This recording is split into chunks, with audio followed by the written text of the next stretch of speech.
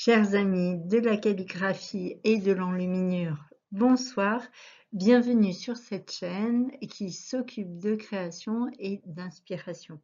Alors récemment, un ami m'a présenté un nouvel alphabet turc qui s'appelle le Gosturk en me disant le loup gris est l'emblème de la Turquie comme le coq est l'emblème de la France.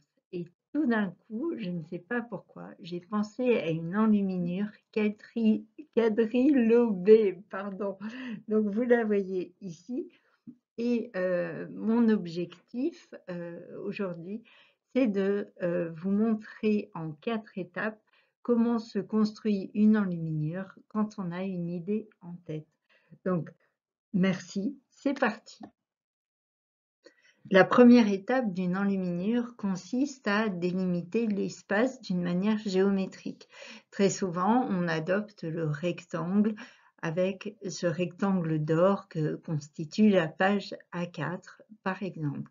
Mais ici, c'est différent, c'est un quadrilobe, une figure qu'on retrouve très souvent dans l'enluminure du 14e gothique et qui me plaît particulièrement.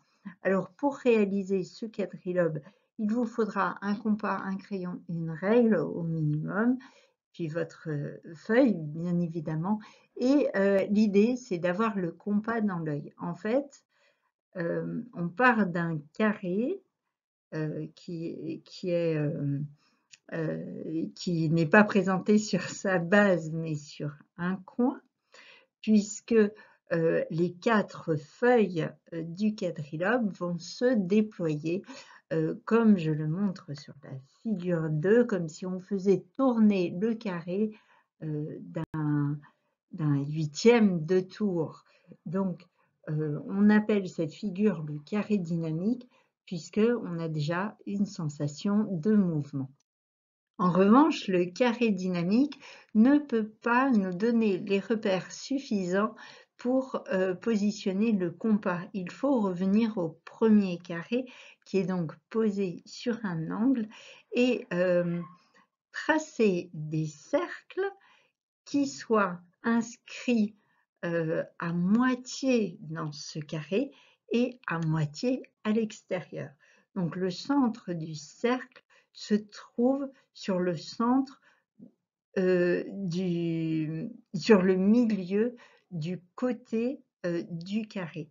Donc voilà, vous le voyez sur la figure 2 et je vous laisse prendre les repères dont vous avez besoin pour à peu près suivre cet exemple, sachant que mes formes ne sont pas extrêmement régulières.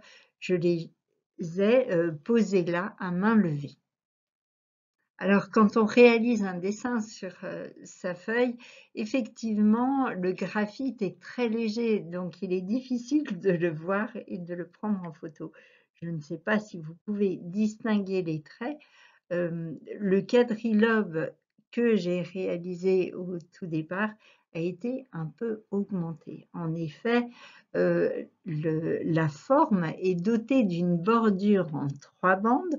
Au XIVe siècle, elle est souvent bleu, blanc, rouge, mais la Révolution française étant passée par là, je ne suis pas sûre encore que je choisirais ces couleurs. Peut-être du vert, du orange et du violet, je ne sais pas, j'hésite, je rêve en traçant les 3 bandes que j'ai espacées à environ de 2 mm. Alors, pour l'espacement des bandes, c'est une impression qu'on a de largeur suffisante quand on se recule. Et c'est vrai que l'astuce, en fait, en dessin, c'est de pouvoir faire des allers-retours entre le regard lointain et le regard de près. Alors, d'autre part, ce quadrilobe va être doté d'un fond, vous l'avez vu sur la première diapositive. Donc, c'est le moment de tracer toutes ces lignes délimitant les petits carrés qui vont devenir ensuite les pointes de diamant. Et ces lignes-là sont effectuées en fonction des traits qui sont présents lorsque nous avons tracé le carré initial. Donc ce sont bien des parallèles à ce bord du carré, à ces bords du premier carré, si vous voulez, qui nous servent de repères pour avoir un ensemble, une harmonie d'ensemble, en fait, où tous les traits sont faits, appartiennent à un même élan. Donc maintenant que cette structure géométrique est bien déterminée, il nous faut insérer les éléments.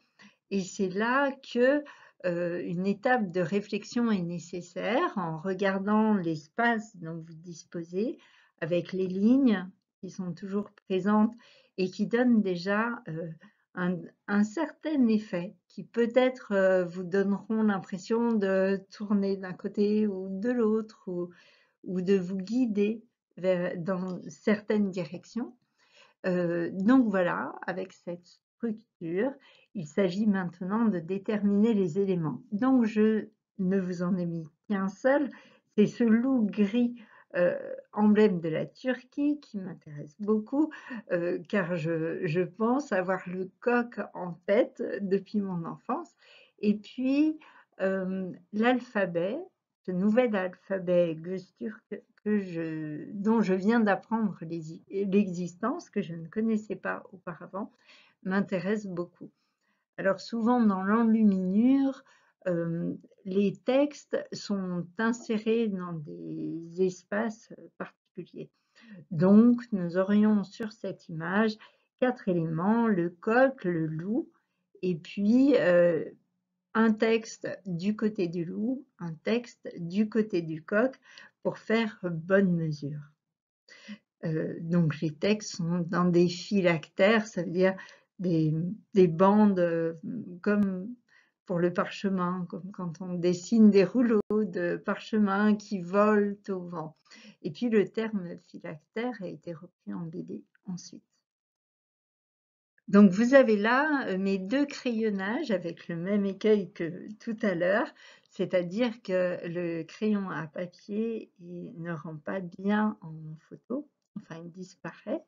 Vous voyez que j'ai disposé les éléments en essayant de respecter les espaces que j'avais et en suivant les lignes qui étaient tracées. Ensuite, j'ai gommé mes lignes à l'intérieur des animaux. C'est là que je me suis rendu compte que le loup avait un gros ventre et qu'il ressemblait à un kangourou. Mais qu'à cela ne tienne, c'est en creusant son ventre, je trouve qu'il a davantage l'air d'un loup. Donc, ces deux photos de mes croquis visent à montrer en fait que le dessin n'est jamais fini. On approche de formes qu'on pourrait reprendre indéfiniment. Mon objectif est de réaliser une enluminure assez rapidement, puisqu'il s'agit d'une idée. Si vraiment certaines choses me plaisent beaucoup, j'aurai tout le loisir de les retravailler précisément. Disons qu'il s'agit d'une grande enluminure exploratoire. Donc voilà, au terme du crayonnage, qui peut prendre 1 heure ou 2, suivant les cas, eh bien, on peut arriver au trait définitif. Alors ce trait définitif, il consiste à délimiter précisément donc les zones qui seront à peindre. Souvent en enluminure, on applique une couleur par zone, donc c'est important d'avoir un trait fait précisément. Et puis ça permettra ensuite de peindre sans repenser au dessin et de se laisser aller à la méditation de la pose de couleurs. Ici, ce que j'ai voulu faire, c'est tracer le trait définitif à la plume en utilisant de l'encre ferrogallique qui n'est pas noire, qui est un peu pâle. Donc j'ai commencé avec une encre qui est plutôt brune et j'ai terminé avec une autre qui est plutôt grise. Ma plume était un peu trop pointue pour le papier et elle accrochait parfois.